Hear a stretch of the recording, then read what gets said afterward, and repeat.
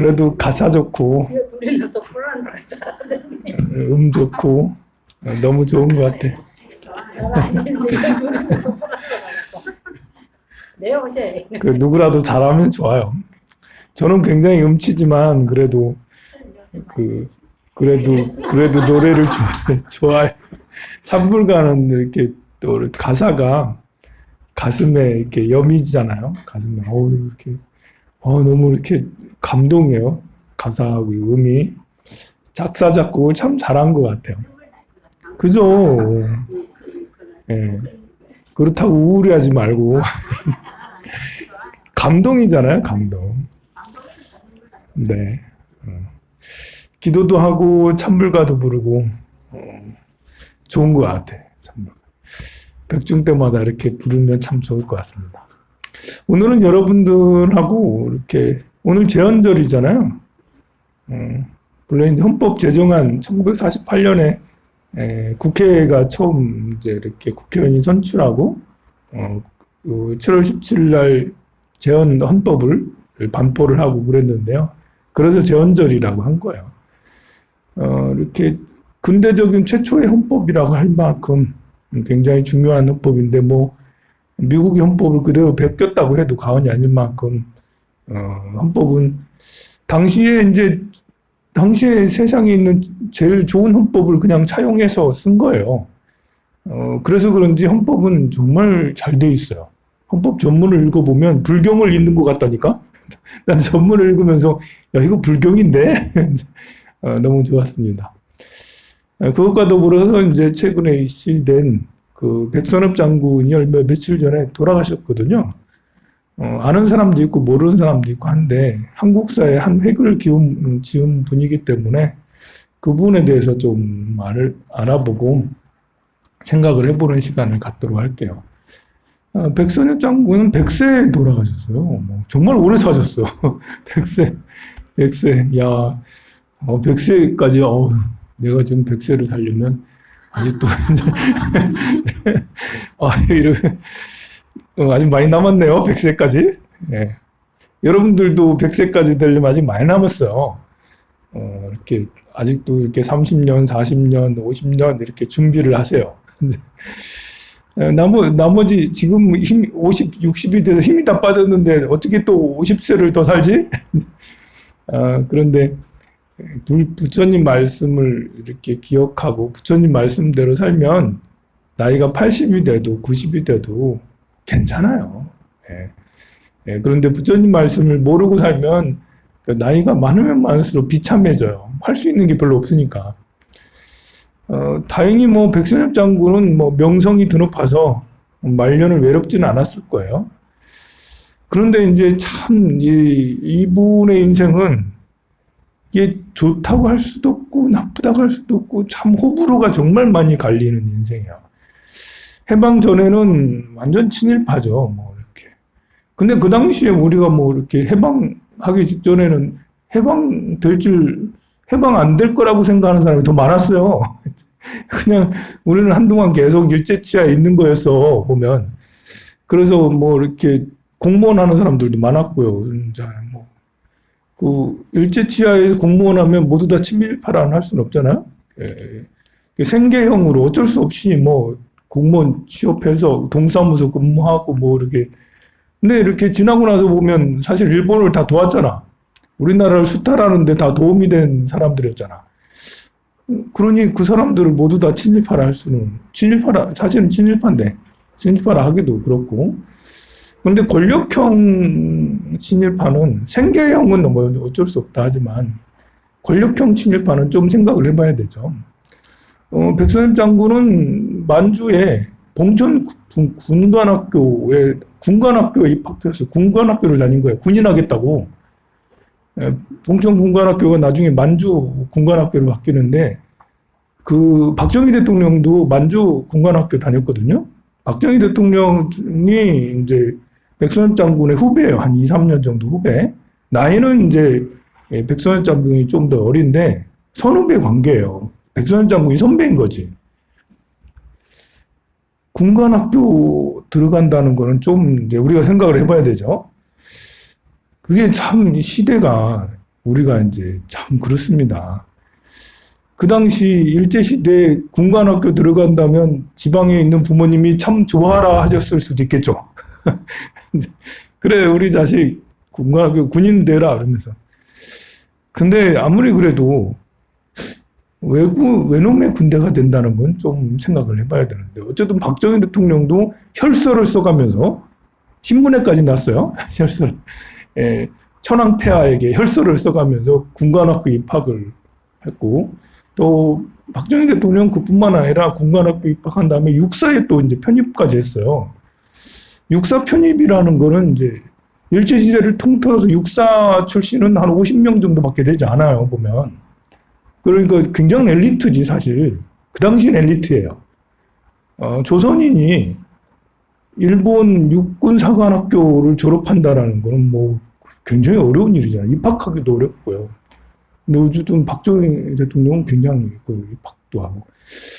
근데 백선엽 장군은 군관학교를 나오고 나서 어떤 전투부대가 됐냐면, 그게 간도 특공대라고 해서, 이 일본인들이 EJ라고 해서 이제 조선인들을 모집을 해가지고 조선인들을 잡는 거예요.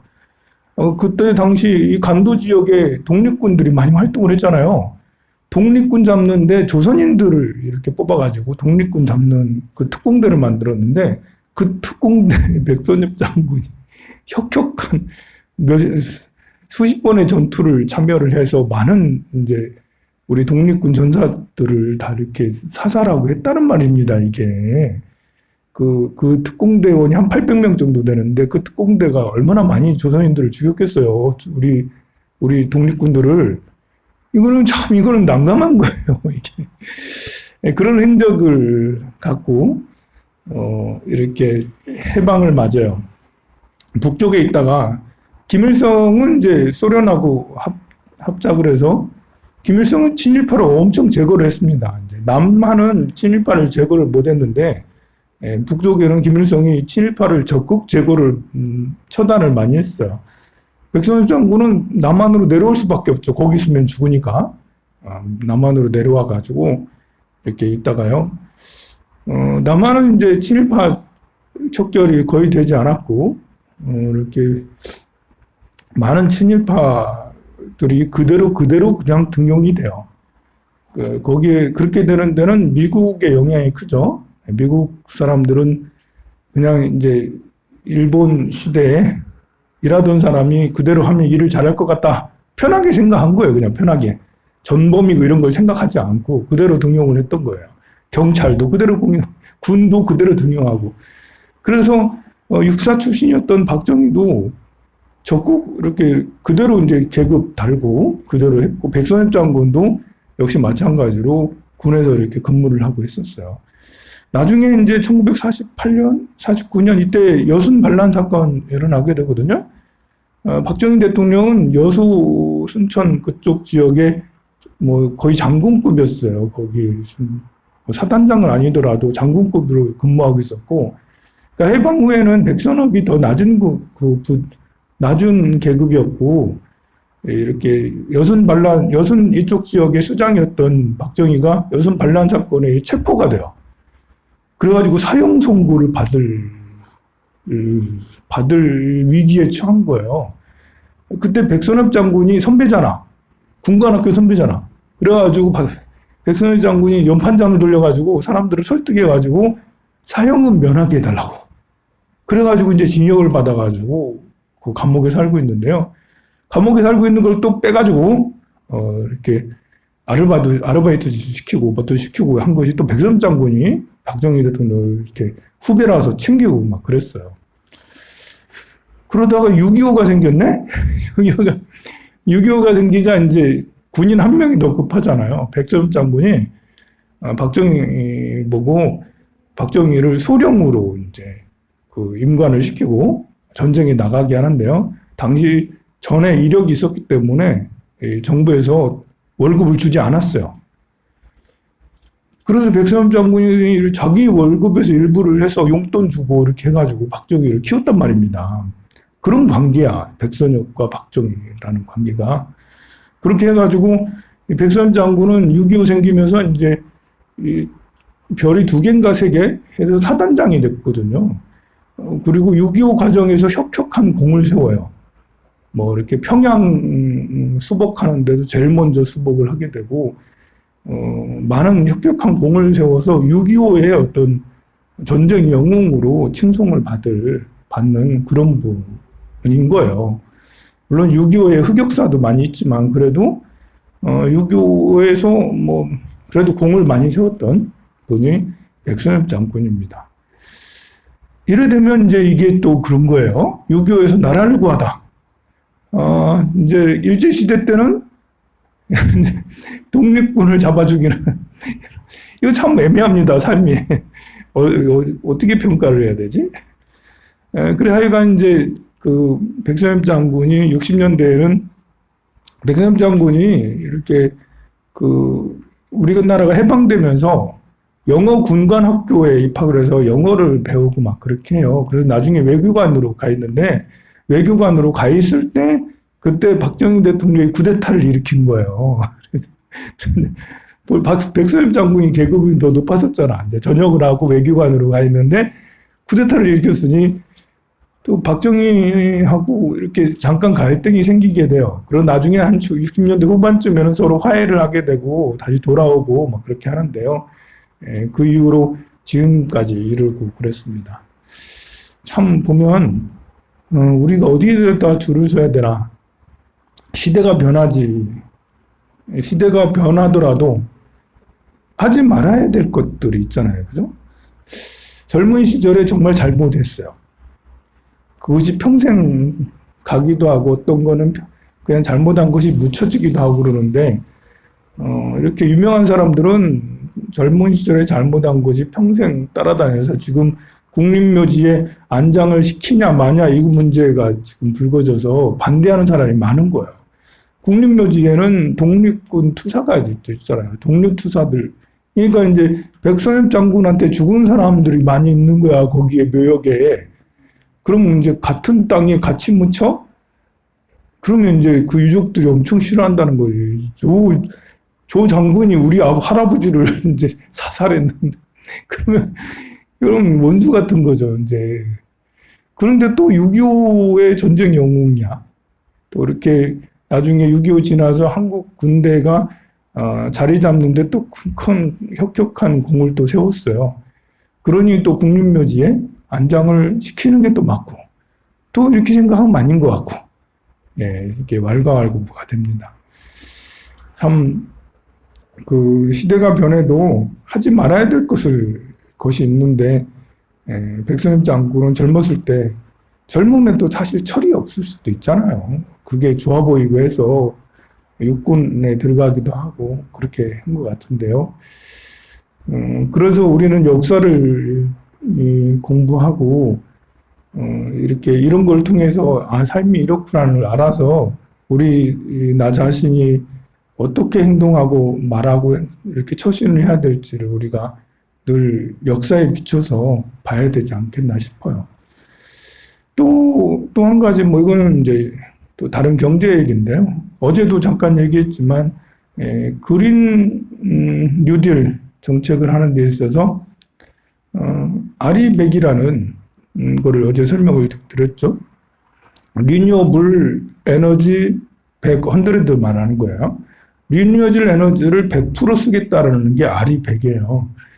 아리100이라는 거를 만들어서 그 포인트에 맞으면, 거기에 기준에 맞으면 허가를 해주고, 그 기업들을 허가를 해주고, 기업들을 적극적으로 이제 옹호하고, 그 기업들의 제품만 쓰겠다라는 게 아리100이거든요. 그러니까 재생에너지, 리뉴어블 에너지는 재생에너지를 말하는 거예요.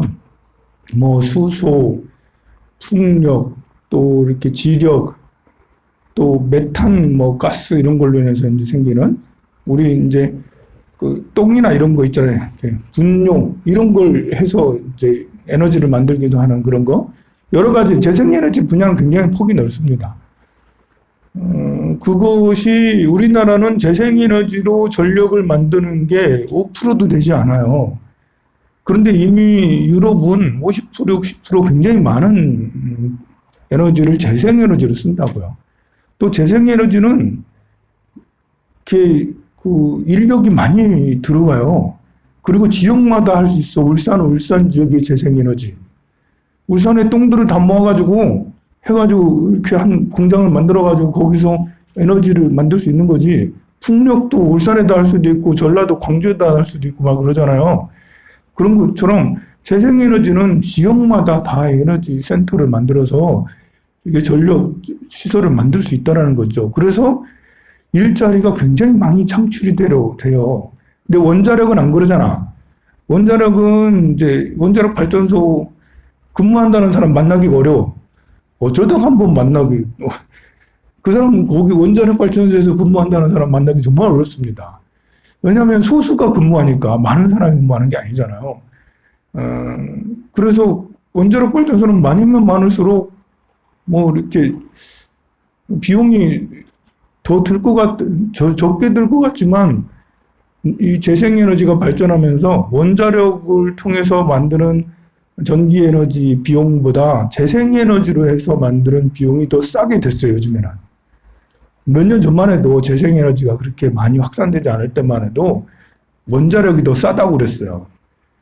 그 원자력이 나중에 시추봉 이것들을 폐기하는 그 비용을 제하고 그 비용 빼고 그냥 원자력 시설을 만들어가지고 운영하는 것보다 재생에너지가 훨씬 더 옛날에는 비쌌는데 지금은 재생에너지가 하도 많아지다 보니까 재생에너지가 더 싸졌다라는 거예요.